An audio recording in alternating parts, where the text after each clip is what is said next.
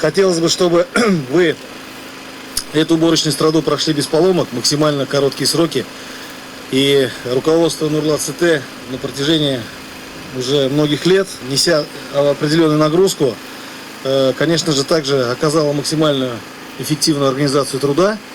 И не было простоев. Самое главное, охранность труда, безопасность труда, чтобы у вас вовремя вас посещали наши техпомощи, так называемые, по старой традиции, да, как мы их помним, чтобы у вас не было простоев, и мы своевременно, конечно же, убрали выращенный хлеб. Район һәм шәһәр башлыгы Равил Кузюровның игенчеләр адресына әйтелгән рәхмәт сүзләреннән соң бүләкләүләр башлана. Нурлат Сөте җәмгыяте комбайнчылары Рушан Саддаров һәм Алексей Захаров беренчеләрдән булып мактау кәгазенә һәм сертификатларга лаек була. Башкалар да сынатмый. Барысын да үзебезнең көч белән башкарабыз ди җәмгыять директоры. Хуҗалыкның эш бүлекчәсендә эшәр комбайн кырларны иңли. На сегодняшний день работа выполнена уже на 50%. Бүгенге көнгә эш 50%ка башкарылды. Эш бик оешкан төстә бара.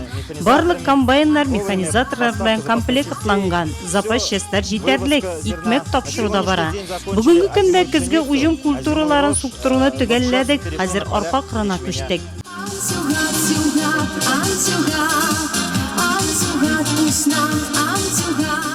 Һава торышы 35 градус эссе торса да, комбайннарын 1 минутка да туктатып тормаган игенчеләр өчен бераз гына ял сәгате дә булды бу. Шулай ук мактау кәгазьләренә комбайнчыларның ярдәмчеләре дә лаек булды. Күңелле мизгелләр җыр белән үрелеп барды. Район агитбригадасы бу юлы Нурлат Сөте җәмгыяте кыр хезмәтчәннәренә үз чыгышларын тәкъдим итте.